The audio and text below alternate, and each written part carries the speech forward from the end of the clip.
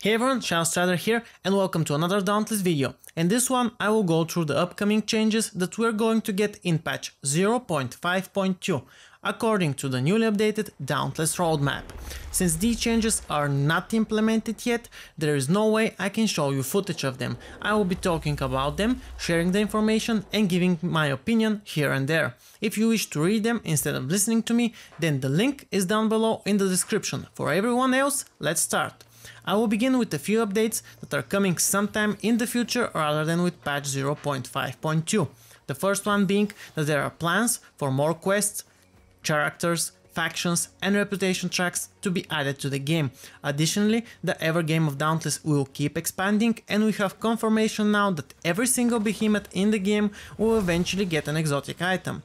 This is what excited me the most when I read the updated roadmap. Yes, it might not come soon, but it is planned and promised, and we know Phoenix Labs does stick to its plans. The question is whether every Maelstrom behemoth or every behemoth in general will receive an exotic. If it does mean every single one of them, then we will get a 21 exotics at least added to the already existent 6. Looking at how they usually add a weapon and a helmet, it is more likely that they will add 42 items or even more. Since I speculate, there are high chances to see other pieces of armor as well as lanterns being added as exotics. The second big announcement that might come sooner is the support for the new Nvidia RTX cards, which will include a full update on the UI, expanded graphics options, further resolutions added and uncapped frame rate. I hope to see these in the coming 2 or 3 months. Considering the new cards will start shipping around 20th of September, most games will begin coming out ready and optimized for them around November or December the earliest. We know a couple of AAA titles that are already being updated for the new cards, but it is nice to hear that open beta and smaller developers are also looking to use the new technology. Now let's get to the main part, the patch 0.5.2. I did not read any announcements whether we will get the Austin repeaters or the cell vendor with this week's patch. They might announce them tomorrow or on Wednesday. For now it is unknown. Wait, tomorrow is Wednesday. So anyways, I will keep you guys updated and post another video with the full patch notes when they get announced. Koshai is getting balanced with alterations coming to his abilities, as well as the way he manipulates vines. There will be new opportunities for Slayers to remove the horny traps, as well as other subtle differences coming to the behemoth. I frankly found Koshai in a good spot as freshly released behemoth. A few tweaks might work, but I hope they do not nerf his vines and flowers too much, otherwise he will become very underperforming compared to the other Maelstrom behemoth. Bloodfire Embermane stagger time will be again adjusted. They have done this for a third time now if not mistaken.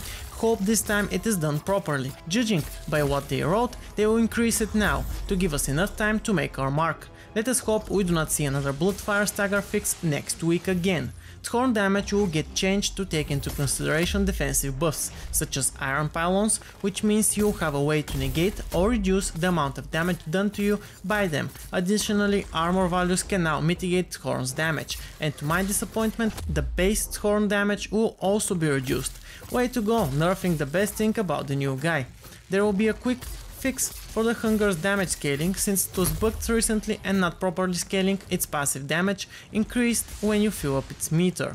Grenades will get a little buff and will be the new and most easy way to deal with the vine pots, or the thorn flowers as I call them. They were previously able to do that, especially the Inferno grenades was quite useful for cleaning up those and the thorns. Now it seems that all of the grenades will have an easier time destroying the flowers. Ice wall generated by Scrap will now block player movement. Nothing to comment here really. Buffs will now activate every time their condition is met, which to me sounds like a double-edged sword. In a sense, this will reduce the efficiency of them, but it will also increase their duration if you do them twice in a row. Technically, depending on the situation, you will have either a better result or a worse one. What do you guys think about this? Tonics are getting a small fix. Now you can no longer drink a tonic while the buff from the same tonic is still active.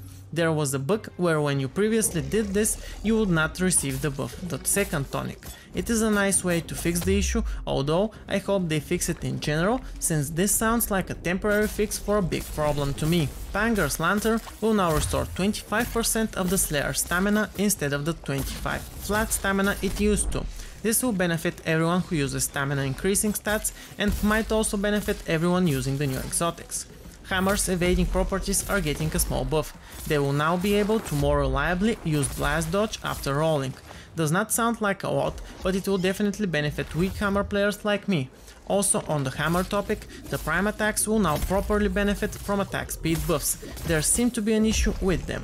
The God Hand will now be able to damage vine pods, aka Koshai's flowers. Also, the damage dealt by the God Hand will now distribute evenly across parts on a behemoth, which the beam overlaps. Previously, only one part would be damaged at a time, and distribution did not accurately reflect which part was being targeted. I could have not said it more straightforward myself. Oh, let us not forget, the God Hand beam will now be able to sever tails, pretty nice, having an infinite ranged Jedi sword cutting tails. Deconstructor cells are getting buffed. The new cell will be able to increase damage towards tough brambles, vines and Koshai traps.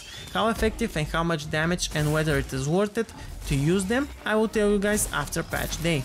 Now, some quality of life changes. End of Hunt screen is finally getting that long requested reduced duration. The community has won. Slayers in the same party will now see a banner of their party members while going around in Ramsgate. New weapon skins are going to be coming to the shop, so prepare some real life currency to get those.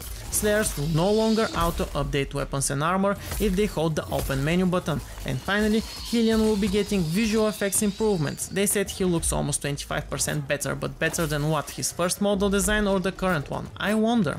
Anyways, this is everything for this video, guys and girls. Be sure to give it a like if you enjoyed it or found it useful. Drop me a comment if you wish to discuss something, and remember to subscribe to the channel and press the bell icon if you want to see more video game and music content. Shadow Side out!